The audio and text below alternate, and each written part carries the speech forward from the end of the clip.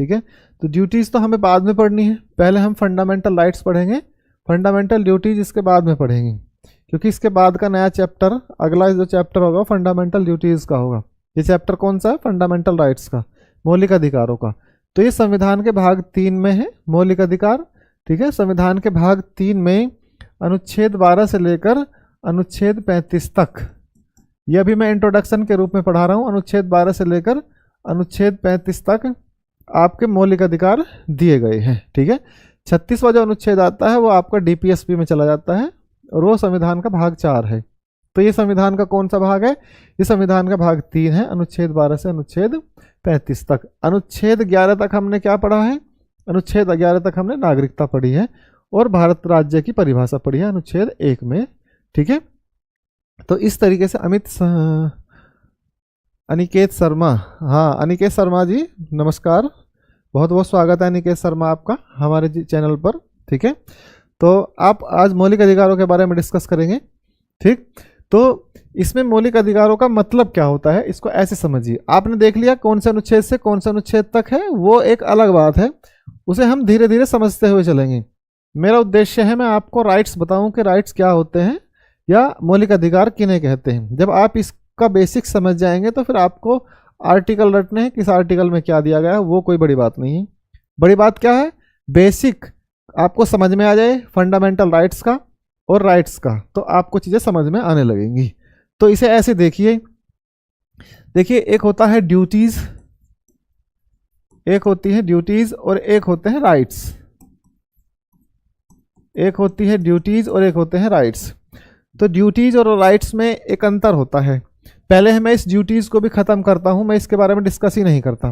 पहले हम देखेंगे राइट्स क्या होते हैं, अधिकार किन्हें कहते हैं, फिर अधिकारों के बाद में हम मौलिक अधिकारों की बात करेंगे। पहले हम समझेंगे कि राइट्स किसे कहा जाता है। तो राइट्स क्या होते हैं, कहाँ से आते हैं, किन्हें राइट्स कहा जाता है, ये क्यों लोगों के लिए आने शुरू हुए, राज्य इन्हें क्यों देता है। तो देखिए राइट्स क्या हैं।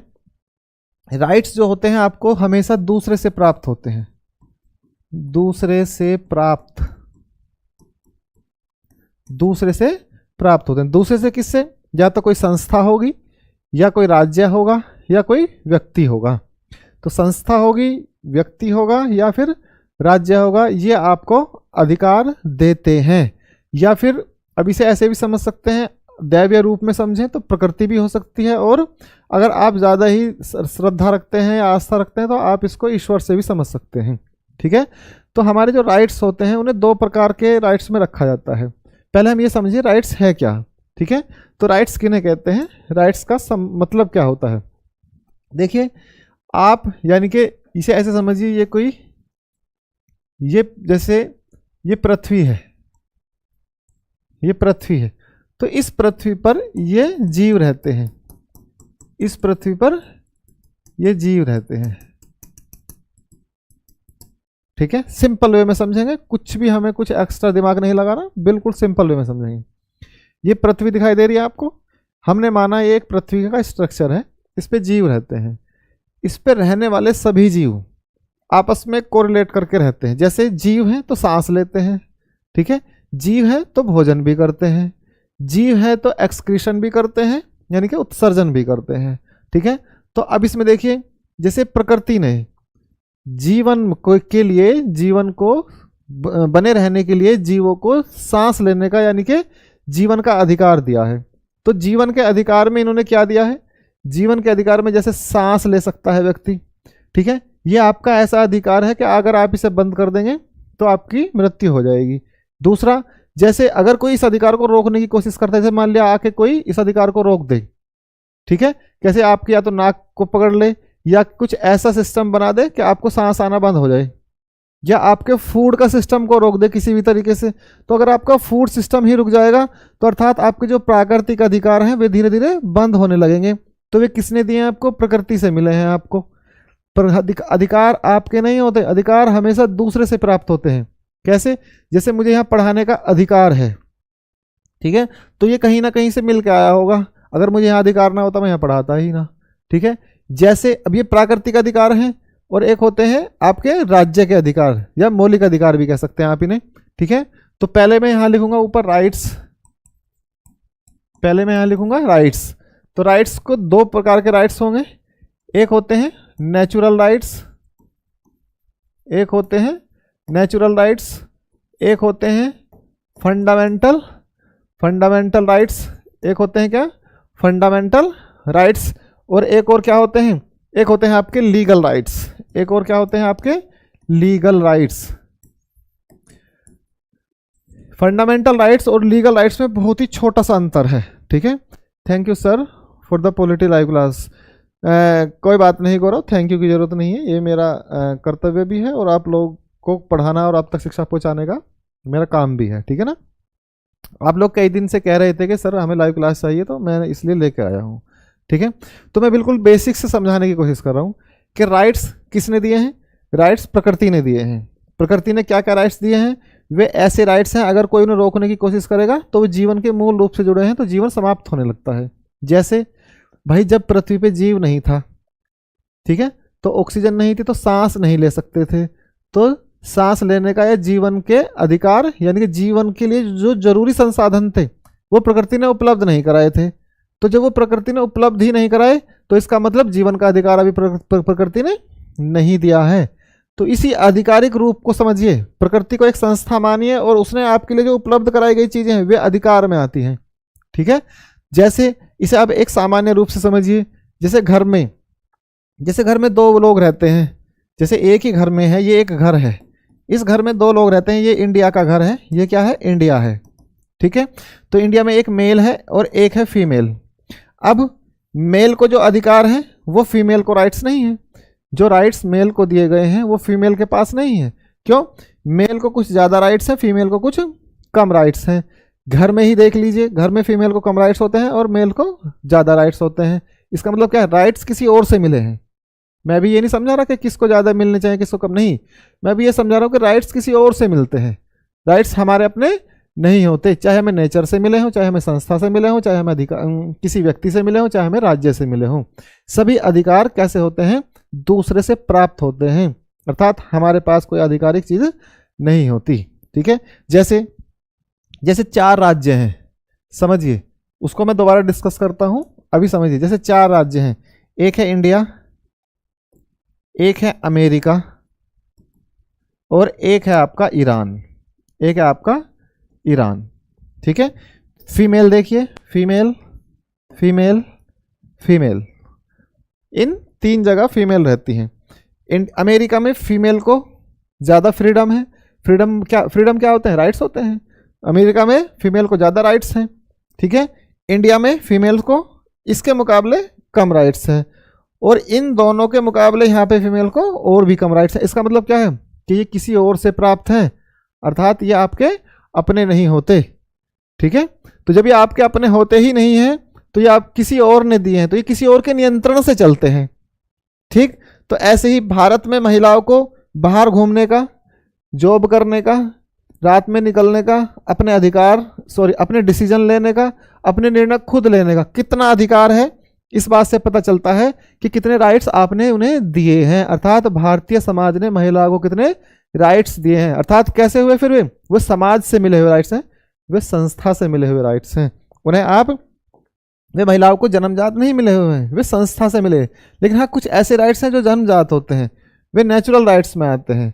अब देखिए आगे अमेरिका है, ठीक है। अब जब अमेरिका में, तो अमेरिका में महिलाओं को ज़्यादा राइट्स हैं, वो खुद डिसीजन ले सकती हैं, घर से बाहर जा सकती हैं, अपनी मर्जी की जॉब कर सकती हैं, अपनी मर्जी का कुछ भी चुन सकती हैं, चॉइस रख सकती हैं, ठीक है। लेकिन ईरान में सबसे कम है। तो इसका मतलब क्या है, ईरान में आपको पूरा ढक के रहना पड़ेगा।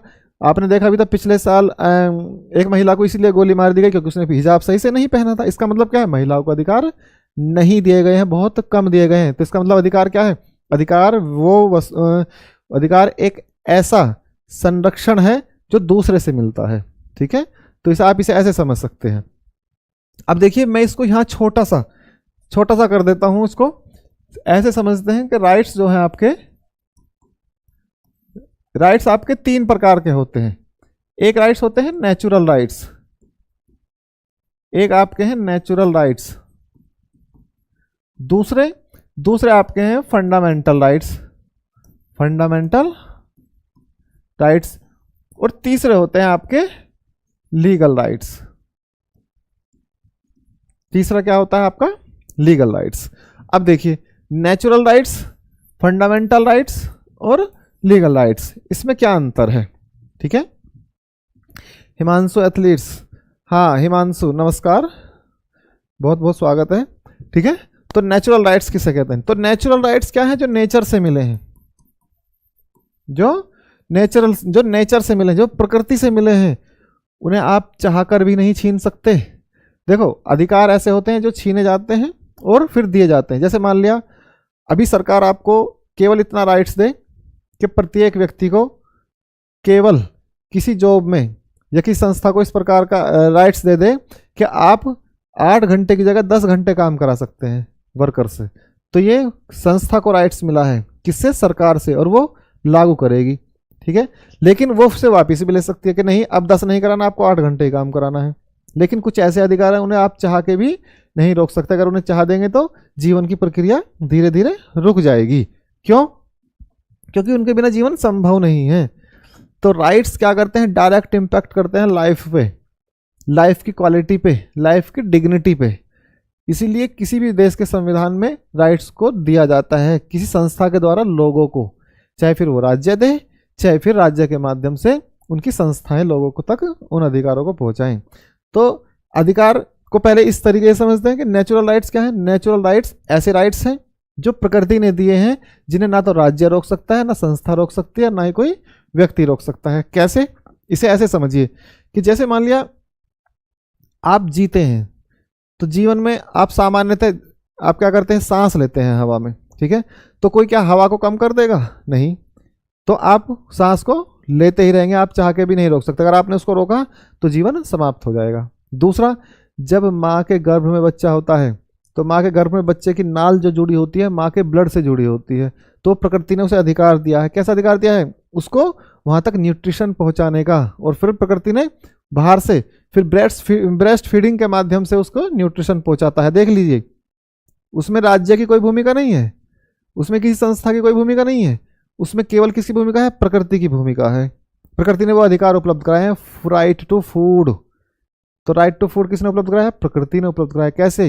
आप बिल्कुल सिंपल समझिए कि जब एक बच्चा माँ के गर्भ में होता है तो उसे तब भी उसे फूड उपलब्ध कराया जाता है। फिर उसके बाद जब वो पैदा हो जाता है उसके बाद भी उसे ब्रेस्ट फीडिंग कराई जाती है, तब भी प्रकृति का ही अधिकार है वो। तो उसमें ना किसी राज्य की भूमिका है, ना उसमें किसी संस्था की भूमिका है, ना उसमें किसी व्यक्ति की भूमिका है कोई इसे रोक दे। ठीक है, तो इस प्रकार से ऐसे अधिकारों को कहते हैं नेचुरल अधिकार, अर्थात प्रकृति के अधिकार, जो हमें किसने दिए हैं? वो प्रकृति से मिले हैं हमें। वो किससे मिले हैं? वो प्रकृति से मिले हैं, उन्हें कोई छीन नहीं सकता। ठीक है, तो ऐसे ही प्रकृति के अधिकारों को ह्यूमन राइट्स भी कहते हैं। इनका एक नाम और क्या है? ह्यूमन राइट्स भी कह सकते हैं आप इनको, ह्यूमन राइट्स। ठीक है, तो ह्यूमन राइट्स का संरक्षण करता है राज्य। ठीक है, इन्हें चाह के भी कोई नहीं ले सकता। ठीक, अब देखिए इसको, तो इसका एग्जाम्पल क्या? जैसे बच्चे को राइट टू फूड का अधिकार होता है, राइट्स होता है। अब देखिए फंडामेंटल राइट्स, फंडामेंटल राइट्स और लीगल राइट्स में छोटा सा अंतर है। फंडामेंटल राइट्स और लीगल राइट्स में एक छोटा सा अंतर है, उसे देखिए आप। ये फंडामेंटल राइट्स जो होते हैं इन्हें राज्य देता है। फंडामेंटल राइट्स को कौन देता है? राज्य। अच्छा, इन्हें भी राज्य ही देता है, इन्हें भी राज्य ही देता है, लेकिन इसमें और इसमें बहुत ही माइन्यूट सा अंतर है। माइन्यूट सा अंतर क्या है? कि ये कानून बनाकर दिए जाते हैं, कानून बनाकर दिए जाते हैं। ये क्या होते हैं? कानून बनाकर दिए जाते हैं। लेकिन ये कानून बनाकर नहीं दिए जाते, ये आपके दस्तावेज में या ये आपके संविधान में ये पहले से ही शामिल होते हैं। अर्थात संविधान में शामिल, ये संविधान में पहले से ही शामिल होते हैं। तो संविधान में पहले से ही शामिल होने की वजह से इन्हें क्या कहते हैं? फंडामेंटल। का मतलब है ये फंडामेंटल्स हैं आपके, ये तो आपके पास रहेंगे ही रहेंगे। लेकिन ऐसे राइट्स जो और दे देता है राज्य कानून बनाकर, संसद में कानून बनाकर, तो वे कैसे होंगे? उन्हें लीगल राइट्स कहा जाएगा। कानूनी तौर पर जो आपको मिलेंगे उन्होंने कानूनी अधिकार कहेंगे, लीगल राइट्स कहेंगे। और ऐसे राइट्स जो आपके फंडामेंटल यानी जीवन के लिए जरूरी हैं, जो राज्य में रहने वाले प्रत्येक व्यक्ति के लिए जरूरी हैं, वो नेगेटिव लिस्ट में है, वो तो मिलेंगे ही मिलेंगे आपको।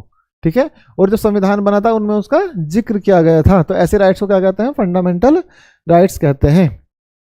तो ये फंडामेंटल राइट्स सबसे ज़्यादा जरूरी है और व्यक्ति के विकास के लिए जरूरी होते हैं। ठीक है, तो अब देखिए आप इसे इन पे चर्चा कर ली हमने। अब इनको ऐसे समझिए कि मौलिक अधिकार क्या हैं। तो हमें क्या पढ़ने हैं?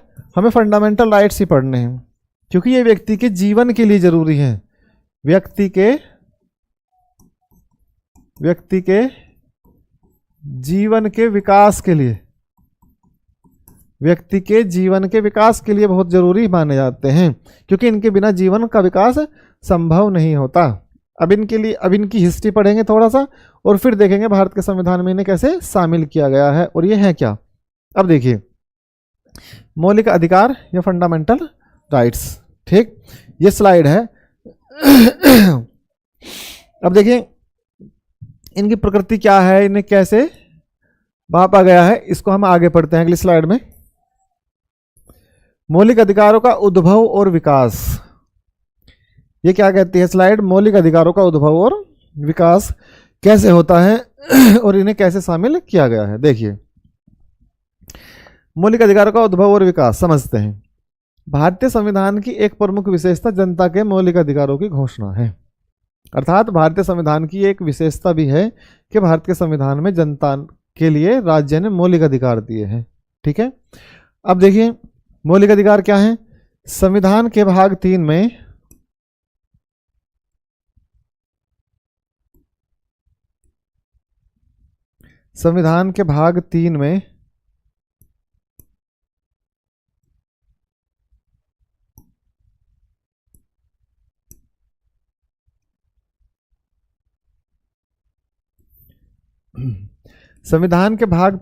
इन अधिकारों का उल्लेख किया गया है। ठीक है, तो भारतीय संविधान में जितने विस्तृत और व्यापक रूप से इन अधिकारों का उल्लेख किया गया है उतना संसार के किसी भी लिखित संघात्मक संविधान में नहीं किया गया है। कैसे संविधान में? लिखित संघात्मक संविधान। लिखित यानी कि लिखा हुआ है, संघात्मक भारत का संविधान कैसा है? संघात्मक संविधान है। तो संघात्मक संविधान में नहीं किया गया है। इसलिए संविधान के अध्याय 3 को भारत का अधिकार पत्र, कैसा पत्र? अधिकार पत्र यानी मैग्ना कार्टा कहा जाता है। तो इस अधिकार पत्र द्वारा ही अंग्रेजों ने 1215 में इंग्लैंड के सम्राट जॉन यानी किंग जॉन से नागरिकों के मौलिक अधिकारों की सुरक्षा की प्राप्ति की थी। अब देखिए मैं आपको फिर से थोड़ा सा समझा देता हूँ, कोई बात नहीं, आज इंट्रोडक्टरी क्लास है तो इंट्रोडक्शन ही रहने देना। ठीक है, आप इसे ऐसे समझिए कि जैसे एक राज्य है, सामान्यतः मैं इसको राज्य मानता हूं, ये एक राज्य है, इसकी सीमा है। ठीक है, ये राज्य है, राज्य ए। इस राज्य ए में लोग रहते हैं और इन लोगों पर शासन होता है। किसके माध्यम से? एक शासक के माध्यम से। तो शासक लोगों पे शासन करता है। तो जो शासन करता है वो या तो जनता का प्रतिनिधि होगा या फिर वो कैसा होगा?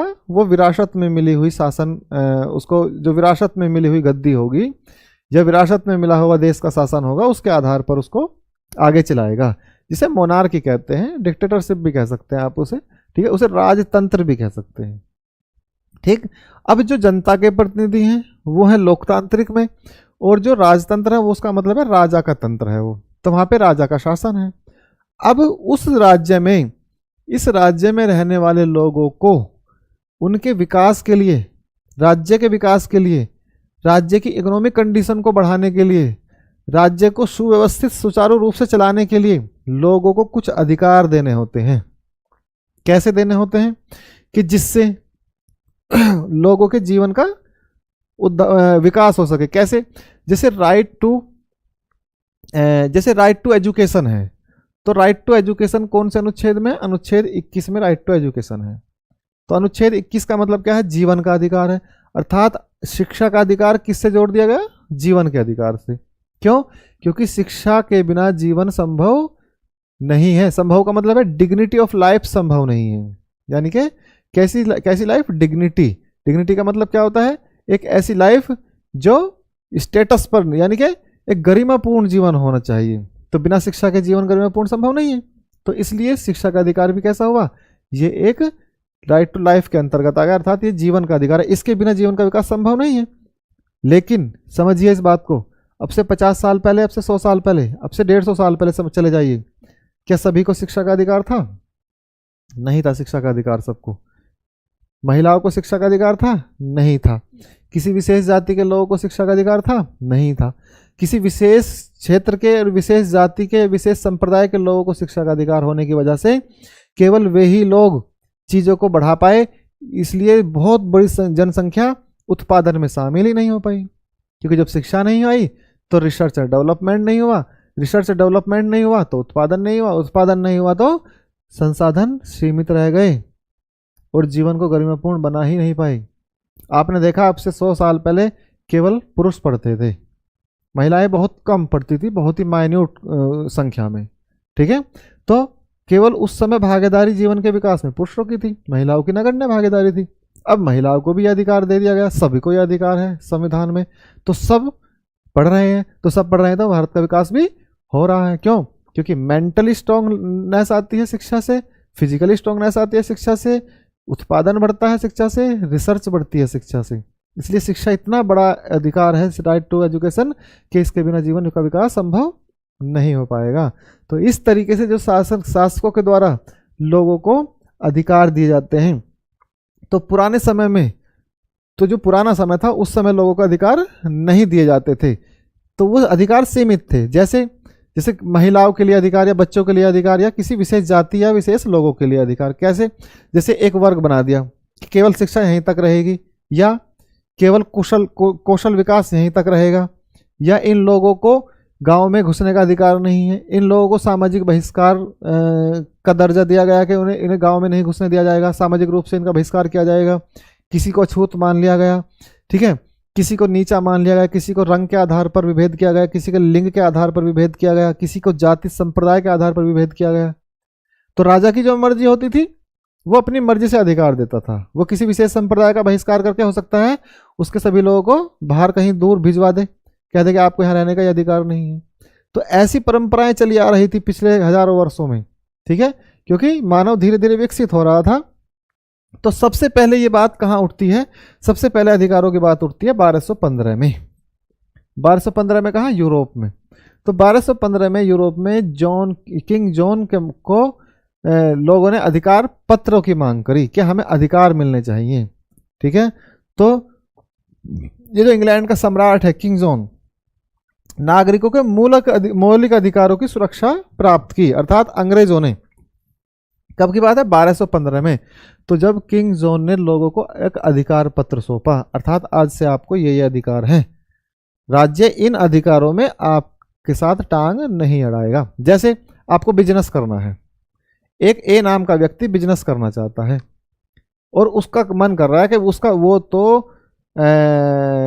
वो क्या कोई केमिकल बिजनेस करना चाहता है, या छोड़िए आप उस बात को, वो कपड़े का बिजनेस करना चाहता है, ठीक है। अब कपड़े का बिजनेस राज्य भी कर रहा है और कपड़े का बिजनेस व्यक्ति भी करना चाहता है, लेकिन इस कपड़े के बिजनेस में अगर राज्य टांग अड़ा दे कि नहीं करने दूंगा, कि जब आप वो टांग अड़ा देगा तो अधिकार समाप्त हो गया, तो बिजनेस का अधिकार समाप्त हो जाएगा। तो जरूरी नहीं है कि सभी को बिजनेस का अधिकार था, जरूरी नहीं है कि सबको शिक्षा का अधिकार है, जरूरी नहीं है सबको रिसर्च डेवलपमेंट यानी कि काम करने का अधिकार हो, ठीक है। तो इस तरीके के जो अधिकार हैं, जरूरी नहीं है, हो सकता है राजा कोई ऐसा घोषणा कर दे कि जिस पर भी सबको पकड़ के सबको बंद कर दो। जैसे मान लिया किसी ने हत्या कर दी, वो किसी गांव में घुस गया जाके, अब राजा क्या करेगा? सबको घिरवा के उसके सबके पुरुषों को मरवा दे। तो इसका मतलब क्या है? जीवन का कोई अधिकार ही नहीं है, तो राजा ने दे ही नहीं रखा हो। लेकिन जब राज्य इस बात की गारंटी देने लगेगा कि आपके जीवन की सुरक्षा हम करेंगे, तो फिर एक भी गलत चलने वाला हथियार राज्य के लिए उत्तरदायी होगा, उसकी जिम्मेदारी होगी। तो इसी प्रकार से राज्य के द्वारा लोगों को अधिकार दिए जाते हैं। तो उन्हीं में फंडामेंटल राइट्स ऐसे राइट्स हैं जिन्हें राज्य सौंपता है लोगों को, और इनके बिना जीवन का विकास संभव नहीं है। जैसे आप देखें, समानता का अधिकार है। समानता का अधिकार का मतलब सबको समान रूप से ट्रीट किया जाएगा राज्य में। अगर हम इस समानता के अधिकार को समाप्त कर दें, कैसे? जैसे शिक्षा का अधिकार, जैसे शिक्षा लागू करनी है, समानता का अधिकार नहीं है, तो फिर हम किसी एक विशेष को, किसी विशेष व्यक्ति को या विशेष संप्रदाय को शिक्षा दे पाएंगे, क्योंकि समानता तो है ही नहीं। और जब समानता रहेगी तो प्रत्येक व्यक्ति खड़ा होकर ये कह सकता है कि मुझे भी तो समानता का अधिकार है, मैं भी तो शिक्षा प्राप्त करने का मुझे भी तो अधिकार है। ठीक है, तो इस प्रकार से समानता का अधिकार है। ठीक है, उसमें आपके जो मैंने आपको प्रस्तावना पढ़ाई थी उसमें अधिकार बताए थे, राइट्स बताए थे मैंने आपको। ठीक है, तो न्याय में कैसे हैं, समता, स्वतंत्रता और न्याय। तो स्वतंत्रता कैसी थी, 5 प्रकार की थी स्वतंत्रता। कौन कौन सी, अभिव्यक्ति की स्वतंत्रता है ना, और कौन सी थी, विचार, अभिव्यक्ति, आस्था, उपासना, ठीक है, विश्वास की स्वतंत्रता। तो ये सारी स्वतंत्रता किसने दी है, राज्य ने। राज्य कह दे आस्था की स्वतंत्रता आज से खत्म, नहीं देते। तो जब आपकी आस्था की स्वतंत्रता खत्म हो जाएगी तो अध्यात्म धीरे धीरे समाप्त होने लगेगा। फिर कोई आस्था रखेगा तो राज्य उसमें टांग अड़ाने लगेगा। तो राज्य ऐसे अधिकारों पे टांग नहीं अड़ाएगा जो फंडामेंटल राइट्स हैं। तो ऐसे कुछ ऐसे अधिकारों की सबसे पहले मांग कहाँ की गई थी, सबसे पहले मांग 1215 में की गई थी। कहाँ, इंग्लैंड में।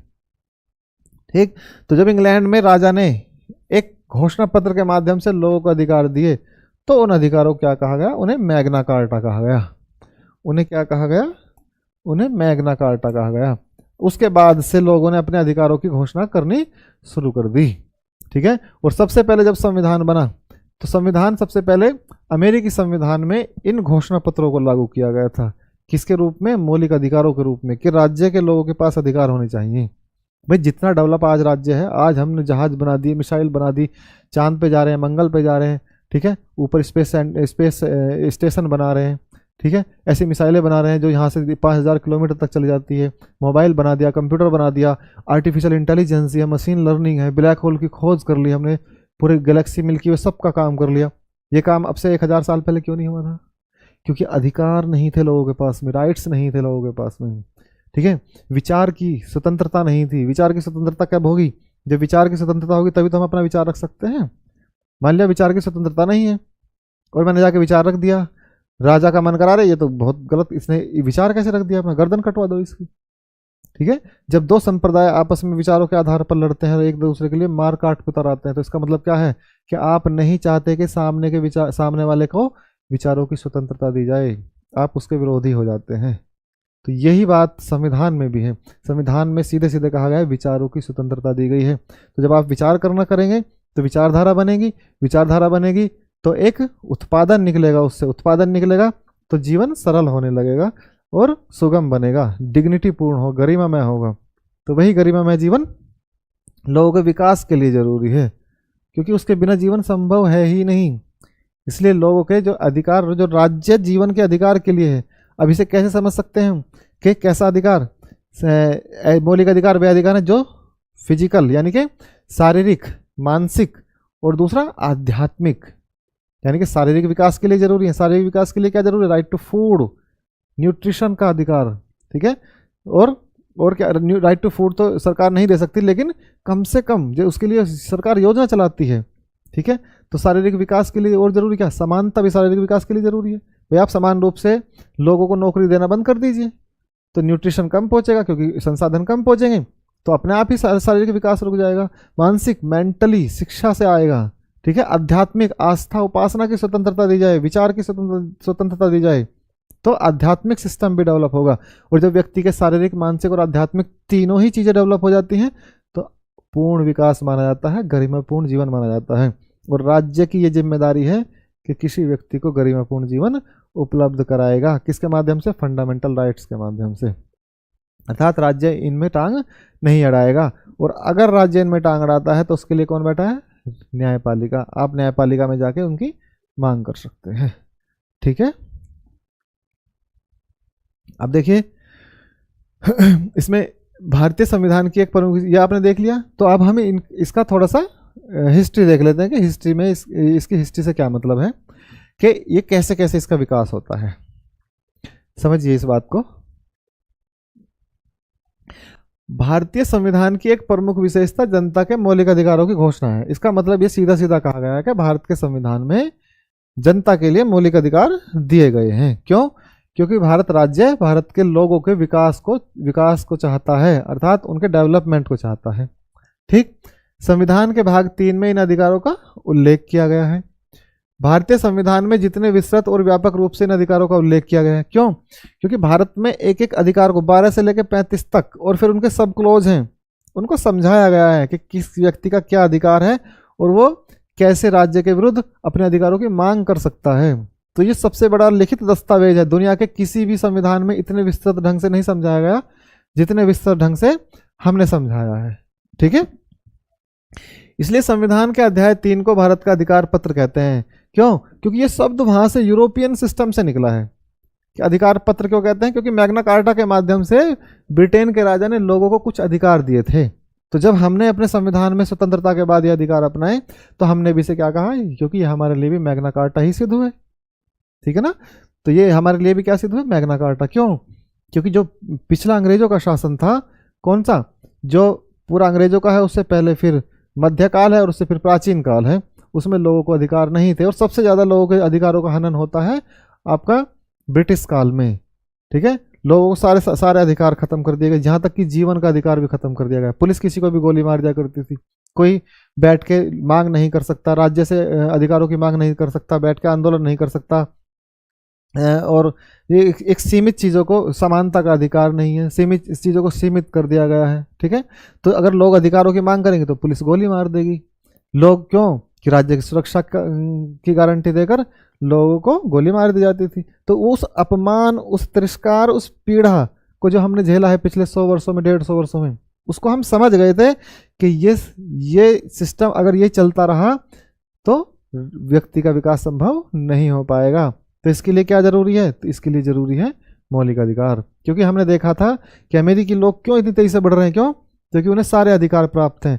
उन्हें आस्था का भी अधिकार प्राप्त है, उन्हें मानसिक, उन्हें उपासना का भी है, उन्हें विचार का भी है, अभिव्यक्ति का भी है। जैसे अभिव्यक्ति की स्वतंत्रता है, उसको आज खत्म कर दीजिए। तो अभिव्यक्ति की स्वतंत्रता को आज खत्म करते ही व्यक्ति के जीवन बिल्कुल पतन में चला जाएगा। कैसे? कि आपका सारा जितना भी प्रेस सिस्टम है सब किसके माध्यम से चल रहा है? अभिव्यक्ति की स्वतंत्रता से। भाई हम सरकार की आलोचना करते हैं अभिव्यक्ति की स्वतंत्रता से, हम प्रेस में लिखते हैं अभिव्यक्ति की स्वतंत्रता से, हम बुक्स लिखते हैं अभिव्यक्ति की स्वतंत्रता से। मैं कहता हूं मैं ईश्वर को नहीं मानता, अभिव्यक्ति की स्वतंत्रता से। मैं कहता हूं ईश्वर को मानता हूं, अभिव्यक्ति की स्वतंत्रता है। मैं कहता हूं ईश्वर ऐसा होता है, अभिव्यक्ति की स्वतंत्रता है। ऐसा नहीं होता, ऐसा होता है, अभिव्यक्ति की स्वतंत्रता है। कोई गा के ईश्वर को मानने बताने की कोशिश करता है, अभिव्यक्ति की स्वतंत्रता है। कोई घंटा बजा के, अभिव्यक्ति है ये भी एक प्रकार की। ये सब क्या अभिव्यक्ति है ना। अगर इन पे हम रोक लगा दें तो जीवन का विकास संभव नहीं हो पाएगा, समस्याएं पैदा हो जाएंगी जीवन में। तो ऐसे ही अधिकारों को हमने देखा पहले, जो ब्रिटिश काल है उसमें लोगों के अधिकारों का पूरी तरीके से हनन किया गया। कैसे? वो आंदोलन नहीं कर सकते, अधिकारों की मांग नहीं कर सकते, शिक्षा के लिए स्वतंत्र नहीं है। ठीक है, राज्य में उनकी भागीदारी नहीं है, समानता का उन्हें अधिकार नहीं है। अंग्रेजों के और इंडियंस के बीच में अधिकारों को लेकर बहुत गहरी खाई थी। उसके साथ ही भारतीयों को दोयम दर्जे का समझा जाता था, उनके साथ में दोयम दर्जे का व्यवहार होता था। तो जब राज्य ऐसा करेगा तो हमने जो अपमान झेला, हमने जो पीड़ा झेली है, उसे तो हमें कहीं ना कहीं पूर्ति करनी थी। तो हमने समझा कि राज्य इतना जटिल, इतना कठिन, इतना अत्याचारी नहीं होना चाहिए। तो राज्य को लिबरल होना चाहिए और जनता का राज्य होना चाहिए, और उस जनता के राज्य में जनता को अधिकार मिलने चाहिए, सारे अधिकार वही। तो जो फिर हमने उनकी लिस्ट बनाई और उन्हें कहाँ दिया? हमने मौलिक अधिकारों के रूप में जनता को दिया, कि जिससे जनता का विकास हो सके।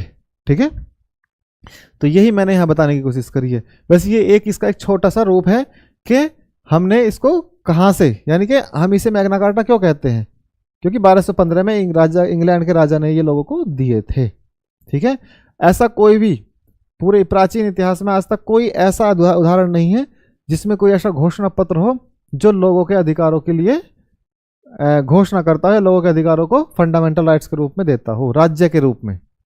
ठीक है, नहीं है तो नहीं, ऐतिहासिक रूप से बस एक अशोक के जो शिलालेख है उनमें कुछ लोगों को 2-4 कुछ थोड़े बहुत ही कम रूप में अधिकार दिए गए।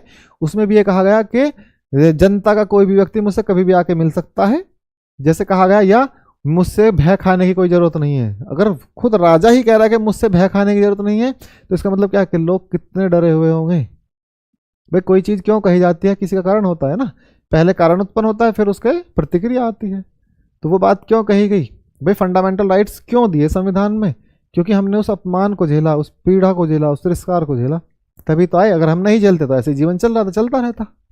ठीक है, तो ऐसे ही, तो वो बात कहाँ देखी? 1215 में इंग्लैंड के सम्राट जॉन के द्वारा। जब उसने लोगों का अधिकार घोषणा पत्र बनाया है कि ये अधिकार मिलेंगे, और फिर धीरे धीरे वहीं से ये चीज़ आगे बढ़ती चली गई। ठीक है, तो इसे देखिए आगे फिर। यह अधिकार पत्र मूल अधिकारों से संबंधित प्रथम लिखित दस्तावेज है। तो जो 1215 में मैग्ना कार्टा है, यह दुनिया का पहला अधिकार पत्र है। यह अधिकार पत्र मूल अधिकारों से संबंधित प्रथम लिखित दस्तावेज है। इस दस्तावेज को मूल अधिकारों का जन्मदाता कहा जाता है, अर्थात जो मैग्ना कार्टा है 1215 का, इसी को मौलिक अधिकारों का जन्मदाता कहा जाता है, क्योंकि राज्य की ओर से पहली बार दिए गए थे दुनिया में, इसलिए इनको वहीं से, इनकी उत्पत्ति वहीं से मानी जाती है। ठीक है, इसके पश्चात समय समय पर सम्राट ने अनेक अधिकारों को स्वीकृति प्रदान करी। तो जो ब्रिटेन का सम्राट है, उसने धीरे धीरे आने वाले समय में इनको स्वीकृति प्रदान कर दी, उनको बढ़ाता चला गया। अंत में 1689 में बिल ऑफ राइट्स नामक दस्तावेज लिखा गया, जिसने जनता को दिए गए सभी महत्वपूर्ण अधिकार और स्वतंत्रताओं को समाविष्ट किया गया था, अर्थात 1689 में। ठीक है, तो 1689 में क्या हुआ, 1689 में एक पूरा दस्तावेज बनाया गया और उस दस्तावेज के माध्यम से लोगों तक अधिकारों को पहुंचाया गया, अर्थात मौलिक अधिकारों को सबसे पहले लागू किया गया। सर्वप्रथम इन अधिकारों को अमेरिका में पूर्ण संवैधानिक दर्जा दिया गया। अमेरिका में इन्हें कैसा दर्जा दिया गया, संवैधानिक दर्जा दिया गया। क्यों, क्योंकि ब्रिटेन में जो दिए जा रहे थे अधिकार वे घोषणा पत्र के माध्यम से थे, उन्हें संवैधानिक दर्जा नहीं था, अर्थात उनको चैलेंज नहीं किया जा सकता था। राजा ने दे दिए थे, लेकिन जटिल प्रक्रिया थी, इतनी आसान नहीं थी। जैसे अमेरिका में एक कोर्ट बनाया गया, बिल्कुल फ्री, एक एपेक्स कोर्ट बनाया गया, और अगर कोई इनका उल्लंघन करता है तो तुरंत सुप्रीम कोर्ट जाएंगे। ऐसे पहली बार कहाँ होता है, अमेरिका में होता है। हमने भी तो वही अपनाया। हमारे आज मौलिक अधिकारों को उल्लंघन करता है, राज्य उल्लंघन करता है, तो राज्य के विरुद्ध हम कोर्ट में जाके खड़े हो सकते हैं। ठीक है, ब्रिटेन और फ्रांस में जो स्वतंत्रता की लहर फैली थी वह अमेरिका में फैली। क्यों, क्योंकि जो फ्रांस की क्रांति हुई, जो ब्रिटेन में स्वतंत्रता की बात उठने लगी, तो अमेरिका में भी वो बात पहुंची, क्योंकि भाई वहां भी तो अंग्रेज ही थे।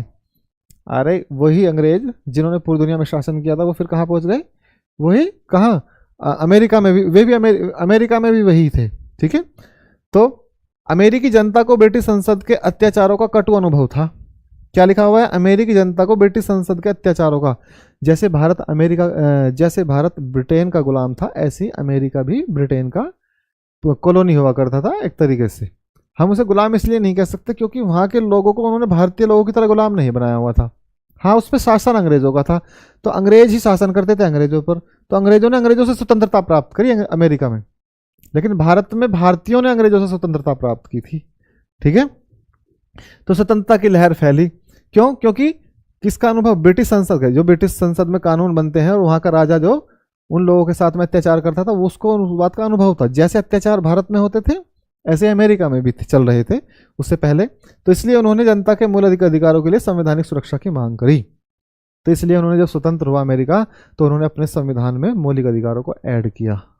ठीक, अब देखिए आगे।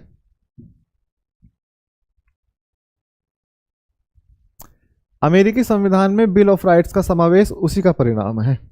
किसका परिणाम है, जो आपके अधिकारों की मांग होती है। ठीक है, अब देखिए अमेरिकी संविधान में बिल ऑफ राइट्स क्या है, जो मौलिक अधिकार हैं उसी का परिणाम है। किसका परिणाम है, जो ब्रिटिश संसद के अत्याचार हैं उनको देखकर जो उन्होंने अपनाया है। अमेरिका की जनता ने ब्रिटिश पद्धति, जिसमें संसद जनता के अधिकारों की संरक्षक मानी गई है, स्वीकार नहीं किया गया। संसद को जनता के अधिकारों का संरक्षक नहीं माना गया। इसका मतलब क्या होता है कि दूध की रखवाली बिल्ली को बैठा देंगे तो कैसे काम चलेगा भाई, वो सारा दूध पी जाएगी। तो अगर संसद को ये अधिकार दे देंगे कि जनता के अधिकारों की संरक्षण करेगी, तो वो नहीं करेगी कभी भी, क्योंकि संसद का काम है कानून बना के उसे लागू करवाना कार्यपालिका के माध्यम से। और जो संस्था कानून बनाती है और लागू करवाती है, वो कभी भी लोगों के अधिकारों का संरक्षण नहीं कर सकती, क्योंकि सत्ता और शासन में बने रहने के लिए वे लोग कुछ भी कर सकते हैं लोगों के अधिकारों के लिए। इसलिए राज्य से एक अलग बिल्कुल संस्था बनाई गई, जिसे न्यायपालिका कहा गया, और उससे क्या कहा गया, केवल अधिकारों का संरक्षण करेगी, केवल संविधान पर नजर रखेगी। तो यही तो बात कही गई है कि अमेरिका की जनता ने ब्रिटिश पद्धति, जिसमें संसद जनता के अधिकारों की संरक्षक मानी गई है, उसको स्वीकार नहीं किया, सीधा सीधा मना कर दिया कि इसके लिए न्यायपालिका काम करेगी, संसद काम नहीं करेगी। ठीक है, जैसे आज समझिए आप इस बात को, अगर हम सरकार को ही संरक्षण बना दे लोगों के अधिकारों का, तो क्या करेगी आज सरकार? आज सरकार कह देगी कि फला क्षेत्र में वोट देने का अधिकार नहीं है लोगों को। मान लिया उसको लगा कि इस क्षेत्र में लोगों को सरकार से नाराज हैं ये लोग, तो वो कह देगी इनको अधिकार ही नहीं है वोट डालने का, वो कानून बना के भेज देगी, पुलिस लगा देगी। तो ऐसा कभी हो ही नहीं सकता, उसके लिए अलग से संस्था बनानी पड़ेगी। ठीक है, तो उन लोगों ने विधायिका की सीमित शक्ति के सिद्धांत को मान्यता दी। तो उन्होंने विधायिका का मतलब है जो कानून बनाती है उसको सीमित करने का काम किया। इससे देखो मौलिक अधिकारों से राज्य को सीमित किया जाता है। कैसे? लोगों पर नियंत्रण करने का जो राज्य का अधिकार होता है वो कम हो जाता है। तो उन्हें यह संदेह था कि कहीं ब्रिटिश सम्राट और संसद का स्थान जनता के निर्वाचित प्रतिनिधि ना ले लें। तो ऐसा ना हो कि जनता के प्रतिनिधि बैठ जाएं आके, ठीक है, लेकिन अगर उन्हें संरक्षक बना दिया तो वो फिर से शासक बन जाएंगे, तो कोई फायदा नहीं है। इसलिए अलग न्यायपालिका बनाई जाएगी जो लोगों के अधिकारों का संरक्षण करेगी। तो भारतीय संविधान की जब रचना की जा रही थी तो इन अधिकारों के बारे में एक ऐतिहासिक पृष्ठभूमि तैयार थी। अर्थात जो हमारे संविधान वेत्ता थे उनके दिमाग में ये चीज़ें पहले से चल रही थी कि हमें भी मौलिक अधिकार चाहिएंगे, हमें देश को डेवलप बनाना है, दुनिया की मुख्य धारा से जोड़ना है, तो हमें मौलिक अधिकारों की जरूरत पड़ेगी ही पड़ेगी। तो इन सबसे प्रेरणा लेकर संविधान निर्माताओं ने मूल अधिकारों को संविधान में समाविष्ट किया था। तो इन सभी चीज़ों को से प्रेरणा लेकर, सभी चीज़ों के बारे में सुनकर, देखकर, समझकर, परखकर और पुरानी चीज़ों की पृष्ठभूमि बनाकर तब हमने इन्हें अपने संविधान में समाविष्ट किया। ठीक है, अब देखिए आगे।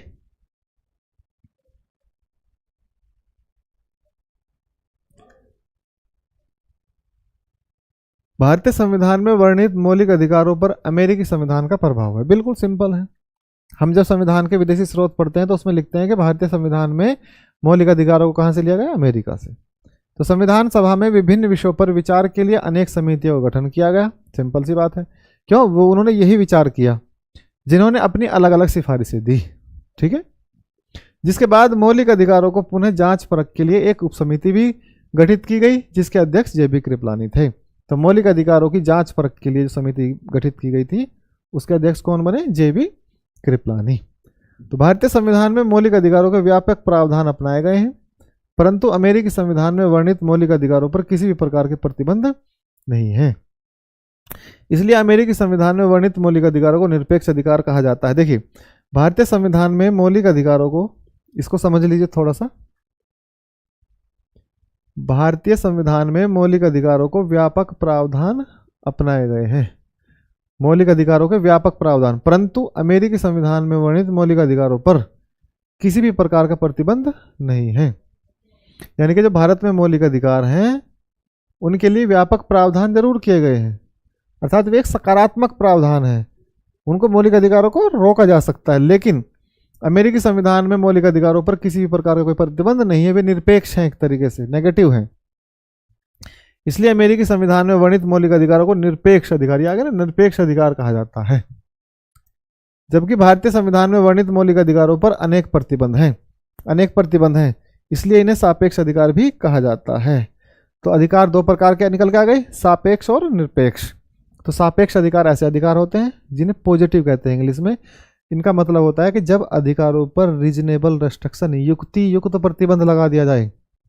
जैसे बोलने की स्वतंत्रता है, तो बोलने की स्वतंत्रता अगर मैं इसको निरपेक्ष कर दूं तो फिर मैं कुछ भी बोल सकता हूं। मैं प्रधानमंत्री के बारे में कुछ बोल सकता हूं, राज्य के बारे में कुछ बोल सकता हूं, राष्ट्रपति के बारे में कुछ बोल सकता हूं, ठीक है, उस पर कोई रेस्ट्रिक्शन नहीं है। लेकिन अगर ये सकारात्मक है तो फिर मैं रोक दूंगा, आप बोल सकते हैं लेकिन प्रधानमंत्री को नहीं, आप बोल सकते हैं लेकिन भारत के संबंध में नहीं, आप बोल सकते हैं लेकिन भारत और अमेरिकी संबंधों के संबंध में नहीं। तो उस पर रिस्ट्रिक्शन लगा दिया गया। जैसे घर में बात चल रही है, ठीक है, तो घर में दो लोग बात कर रहे हैं, छोटे ने बीच में बोल दिया तो कहेंगे नहीं आपको बोलने का अधिकार नहीं है, यहाँ पे बोलने का अधिकार नहीं है जहाँ बड़े बोल रहे हैं। तो ये क्या, ये अधिकार आपने रोक रखा है, तो एक ऐसा अधिकार हो गया, ये सापेक्ष अधिकार हो गया। लेकिन अगर बच्चे भी जबरदस्ती बीच में बोले, इंटरप्ट करें, तो निरपेक्ष अधिकार हो गया। जैसे आपने जब अमेरिकी राष्ट्रपति ट्रंप शासन में थे तो अमेरिका के लोगों ने ट्रंप की एक रबड़ की मूर्ति बनाई और उसके पीछे बम पे लात मारते हुए चल रहे थे सब लोग। ये अमेरिका में ही संभव है। क्यों? क्योंकि वे अधिकार निरपेक्ष हैं, वहाँ अभिव्यक्ति की स्वतंत्रता भी निरपेक्ष है। भारत में ऐसा नहीं किया जा सकता। क्यों? भारत में ऐसा नहीं कर सकते। क्यों? क्योंकि प्रधानमंत्री का पद या राष्ट्रपति का पद एक सम्मानित पद माना जाता है और उस पर आपकी अभिव्यक्ति की स्वतंत्रता सीमित हो जाती है। राइट टू स्पीच आपकी लिमिटेड हो जाती है। इसलिए ऐसे अधिकारों को क्या कहते हैं? सापेक्ष अधिकार कहा जाता है। तो सापेक्ष अधिकार और आपके जो निरपेक्ष अधिकार है उनमें बात समझ में आई, अंतर समझ में आया? ठीक है, तो आज इतना ही रहने देते हैं। कल इससे आगे हम देखेंगे मौलिक अधिकार और कानूनी अधिकारों में क्या अंतर है, इसके बारे में पढ़ेंगे। ठीक है, तो आज को इतना ही रोकते हैं, कल इसके आगे देखते हैं। सभी को धन्यवाद, नमस्कार।